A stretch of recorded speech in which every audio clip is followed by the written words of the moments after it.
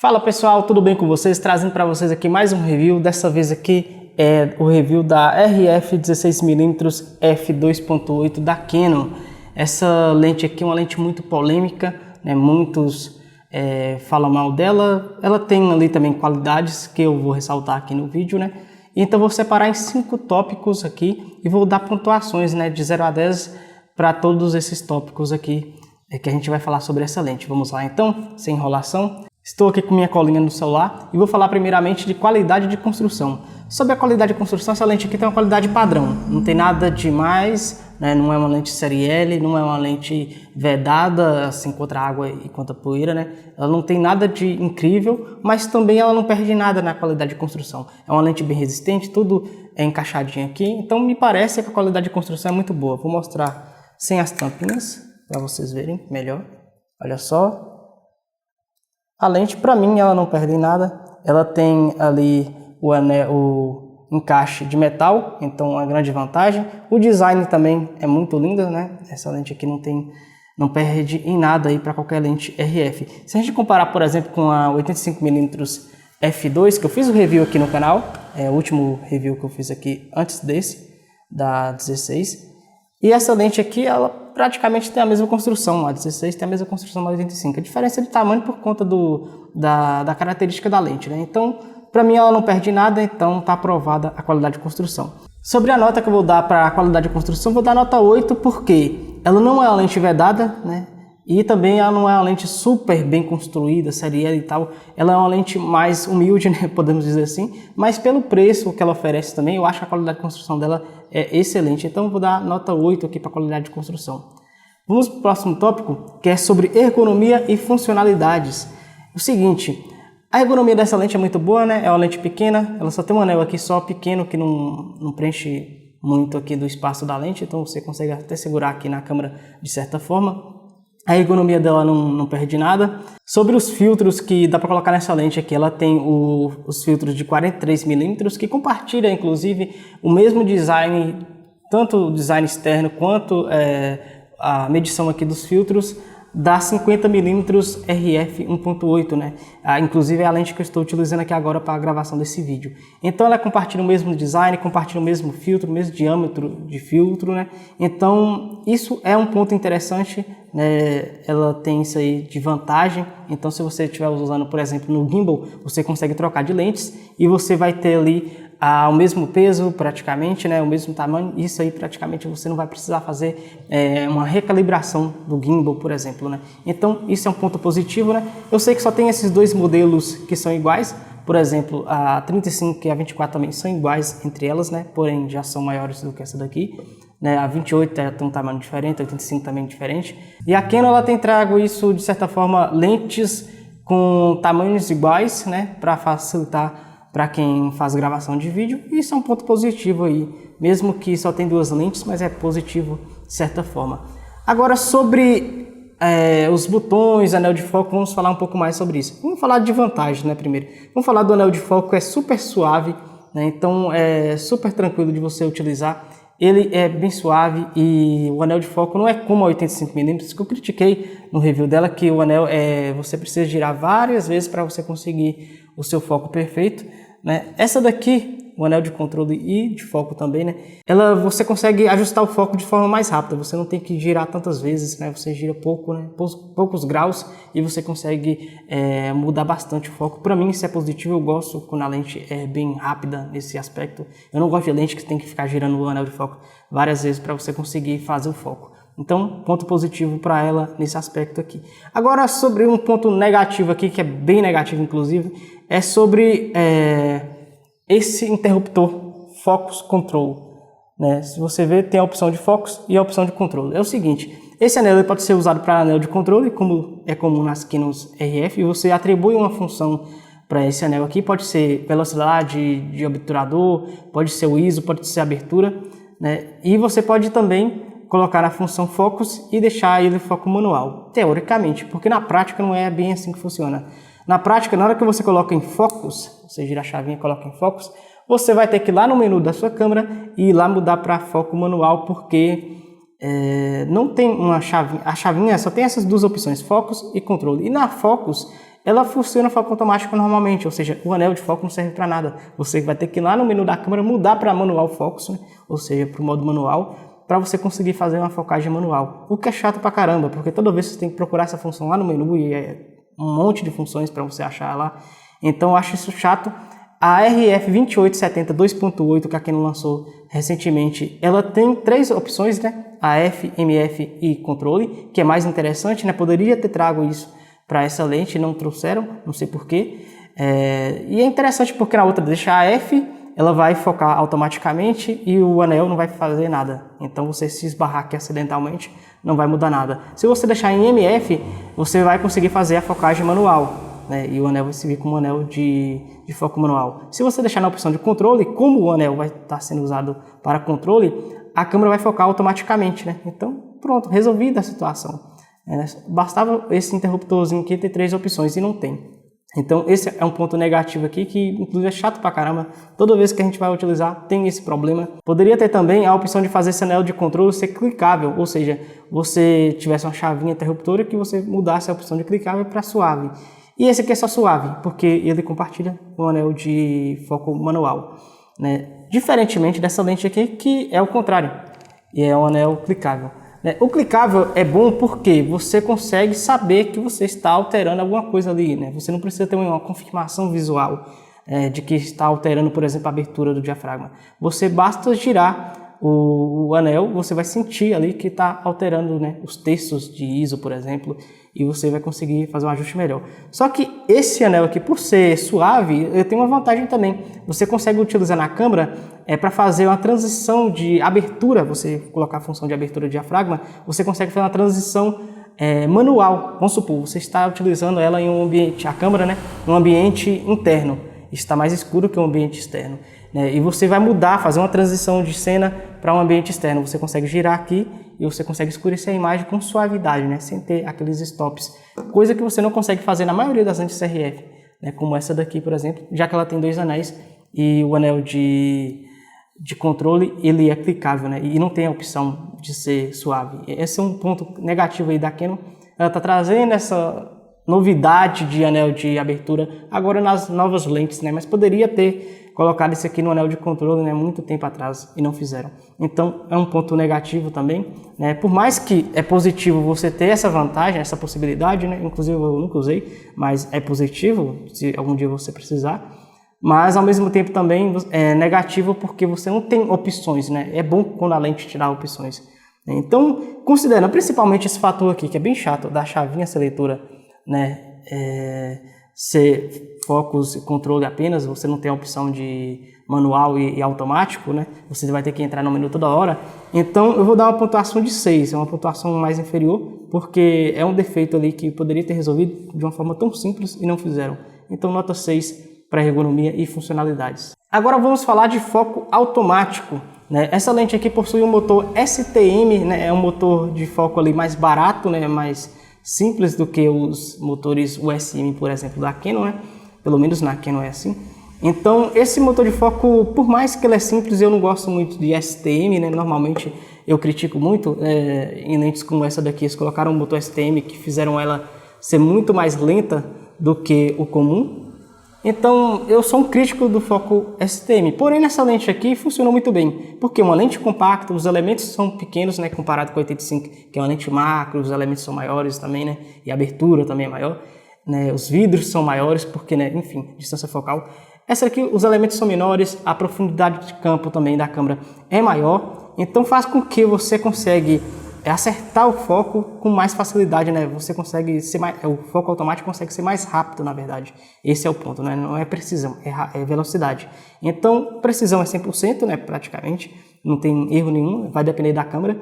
E velocidade é muito rápido para fotografia, né? Então, não tem a criticar nada praticamente do autofoco. É claro que não é o melhor autofoco do mundo, né? É claro que o SM é melhor, mas funciona muito bem, isso que importa, né? Pelo preço, eu acho que faz todo sentido. Agora, quando a gente fala em vídeo, foco automático em vídeo, ele é um pouco mais lento, né? E eu não sou muito fã desse foco um pouco mais lento, eu gostaria que fosse mais rápido. Então eu vou dar a nota 8 aqui, eu acho que é o autofoco bem decente, né? Não é o melhor que nós temos, não é o melhor em vídeo, mas é bem decente, então nota 8 para o autofoco. Agora vamos falar do ponto mais polêmico que essa lente tem, que é sobre a qualidade de imagem, pessoal. Esse aqui é o fator mais polêmico, é o mais criticado que tem nessa lente aqui, porque a qualidade dela é um pouco ruim, na verdade, para muitos, né, consideram muito ruim. Vamos falar de vários aspectos aqui. Sobre a nitidez, primeira coisa aqui. A nitidez no centro da lente, né, por mais que em lentes grandes angulares, é interessante, na minha opinião, que a lente seja boa desde o centro até as bordas, né, mais ainda interessante do que uma lente com 85mm, que eu elogiei muito a qualidade nas bordas dessa lente. Né. Eu acho que na grande angular eles deviam caprichar ainda mais nas bordas, por quê? Por mais que é mais difícil fazer isso, com certeza, né? Mas porque você vai precisar utilizar. Nessa lente aqui, você muitas vezes vai fazer retratos. Você posiciona a pessoa mais no centro e desfoca o fundo. Então, você não usa tanto as bordas.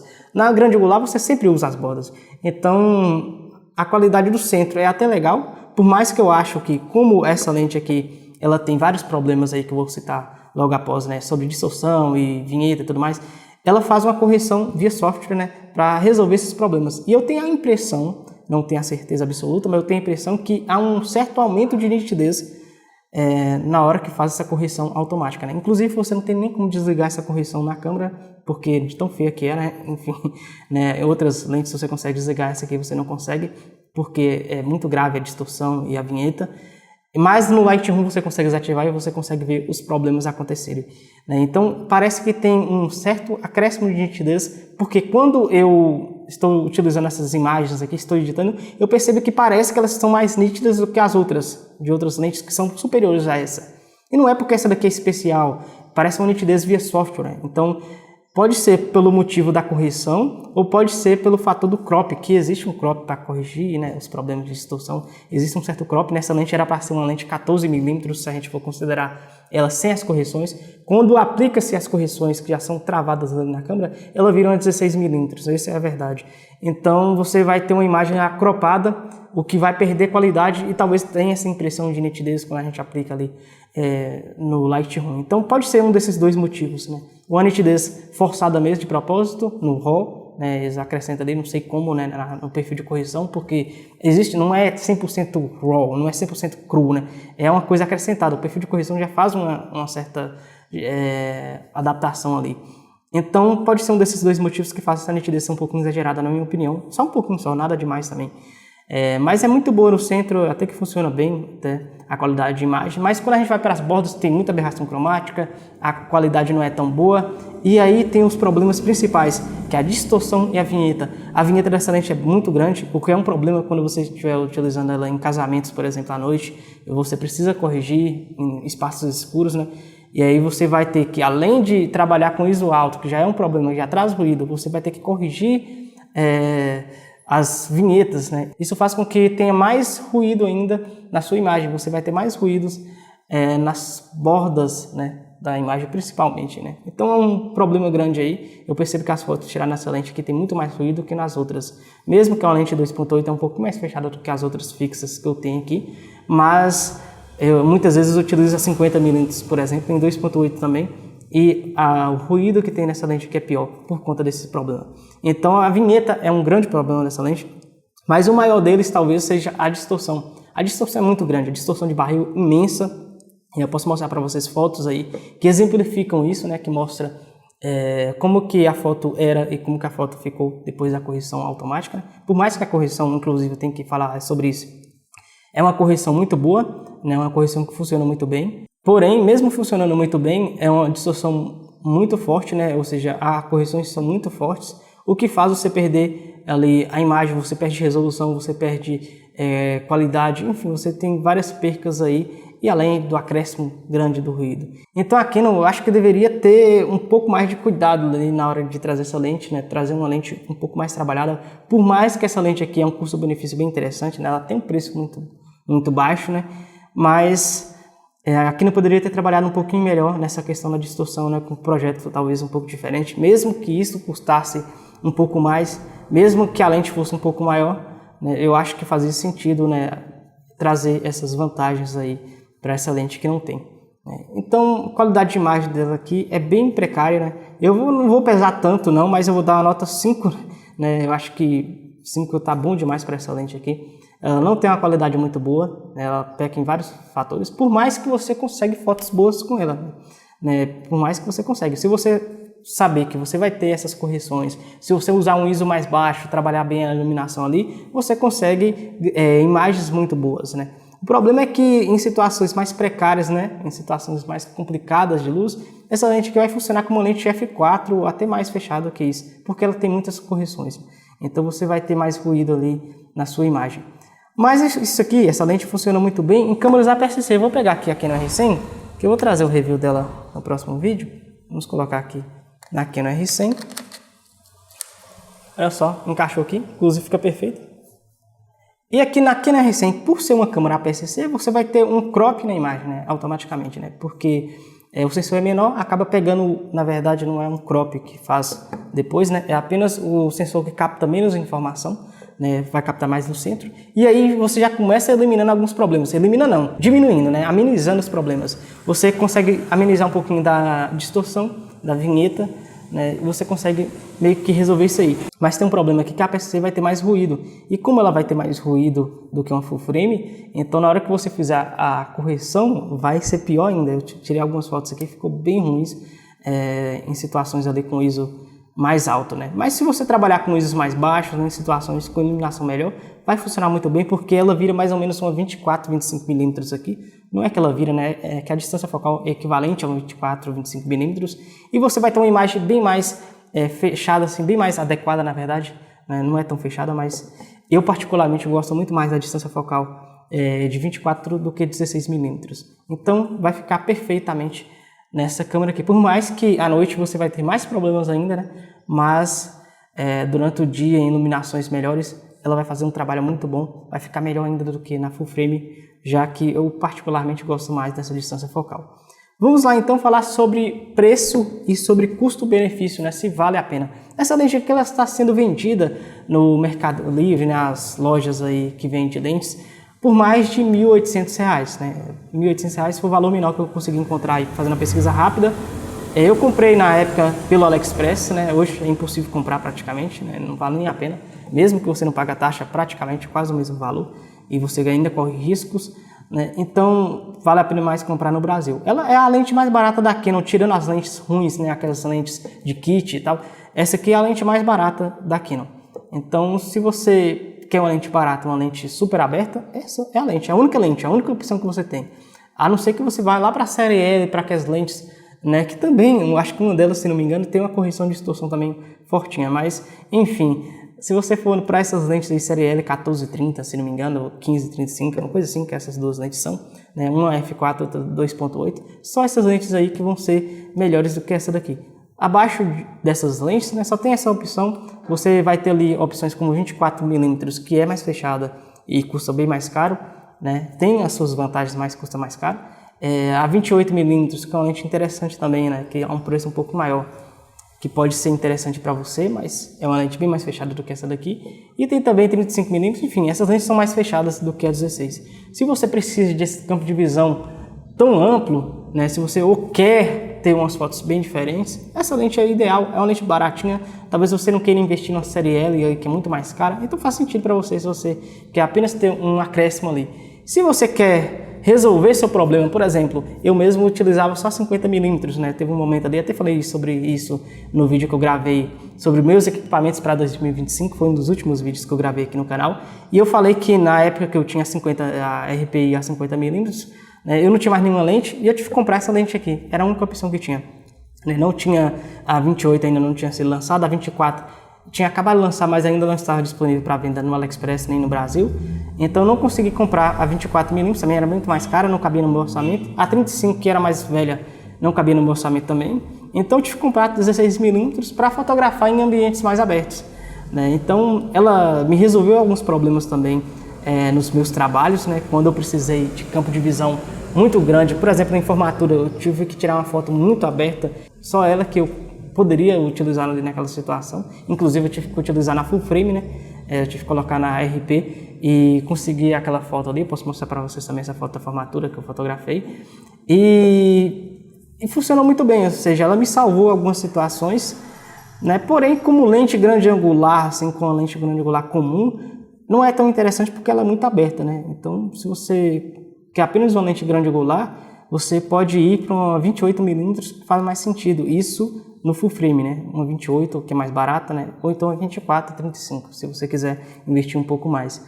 Eu, na época, investi porque era a única opção que tinha, mas hoje talvez eu faria um investimento diferente, tendo em vista, né, essas situações aí, que tem mais lentes disponíveis, né, e tem mais concorrência da própria Canon. Porém, para quem usa câmeras APS-C, é interessante porque tem uma distância focal equivalente de 24mm. Você pode usar, por exemplo, para fazer filmagem, né, vlogs e tal, na mão aqui, filmando, por exemplo. Você consegue fazer... Eu faço vários vídeos aqui usando essa lente aqui, funciona muito bem. Poderia, para mim, uma 24 faria mais sentido ainda porque ela tem estabilização e tal, mas enfim, essa lente funciona muito bem, ela é muito mais barata que a 24mm, né? Então, para usar ela na APS-C, eu acho que casa melhor ainda do que na full frame, na minha opinião. Mesmo que você vai ter problemas ali para fotografia noturna, né, de alto ISO, mas na maioria das situações durante o dia, gravação de vídeo, ela vai funcionar muito bem aqui. Não vai ter tanta distorção de perspectiva, né? Que às vezes, quando você fotografa, por exemplo, pessoas, você coloca a câmera num ângulo mais inferior, assim, você vai ter ali muita distorção de perspectiva. Não é distorção de lente, né? É distorção que as pernas da pessoa ficam maior e tal, por conta de ser uma lente super aberta como essa, né? Ultra grande angular. Então você vai ter esses probleminhas na full frame. Na APS-C, isso aqui é amenizado, né? Essas situações. Então funciona muito bem na APS-C se você quer uma lente bem aberta. Funciona muito bem, eu acho que funciona melhor que full frame. E considerando que é uma lente barata, né, se você estiver começando a fotografia, pode ser sua alternativa aí, pode ser sua opção, sua primeira opção ali como lente grande angular. Concorrente dela é a 28mm, então você tem que pesar ali qual que faz mais sentido para você. A 28 é bem mais fechada que a 16, né? Então a 28 também tem muito mais qualidade que essa, então você vê qual a opção que faz mais sentido. A 28 deve estar ali na faixa de 2.200 por aí, aproximadamente. Então é um pouco mais cara, mas também a diferença não é muito grande. Sobre custo-benefício, né? Minha nota aqui é 9, porque a lente é a única lente que tem nessa faixa de preço. É uma lente muito barata, você não acha nenhuma outra opção no mercado ali que compete. Então, a minha nota é 9, eu acho que o custo-benefício dela é muito bom. Então, vendo aqui no geral, fazendo um apanhado geral aqui, a nota média dessa lente aqui é 7,2. Eu acho que é até justo, né? Se para você pesa muito a qualidade de imagem, se faz muito sentido você ter muita qualidade de imagem, então você considera a nota de qualidade mais 5, né? Então você nem compra essa lente, porque ela nem está recomendada para você. Se você é um cara chato com pixels, se você é um cara insuportável nessa questão, né? Às vezes eu sou um pouquinho chato, mas nem sempre. Enfim, mas se você entender as suas limitações, né? As limitações dessa lente, e mesmo assim você quiser, ela faz sentido, porque é uma lente que ela é bem construída, ela tem uma boa ergonomia e funcionalidades bacanas, ela tem um bom preço, né, um bom custo-benefício, foco automático funciona bem, então essa qualidade mesmo que é um pouquinho ali defasada na minha opinião, mas o resto funciona perfeitamente bem. Eu comprei, não me arrependi, é claro que eu queria opções melhores, mas não me arrependi tendo visto o preço que eu paguei nela, então faz sentido, se faz sentido para você, se isso fizer sentido para você, você pode comprar essa lente. Agora, se a qualidade pesa muito para você, não compre porque ela vai te decepcionar. Então, esse review, se vale ou não a pena, depende. Depende do que você vai fazer, depende do quanto que você importa com qualidade de imagem. Beleza, pessoal? Então é isso, pessoal. Esse é o review aqui da RF 16mm 2.8. Uma lente barata, né, muito interessante, qualidade muito boa. Porém, tem muitas limitações na qualidade de imagem. Se você gostou desse vídeo, se você gostou desse review, deixa o seu like, se inscreve no canal para me motivar a fazer mais vídeos como esse, porque esse aqui é o terceiro vídeo que eu faço de review dessa lente aqui, porque os dois outros vídeos que eu fiz deu errado, porque o áudio ficou ruim, então eu tive que gravar pela terceira vez. Então, se você gostou, deixa o seu like, ajuda o canal a crescer mais e mais, e até a próxima. Falou!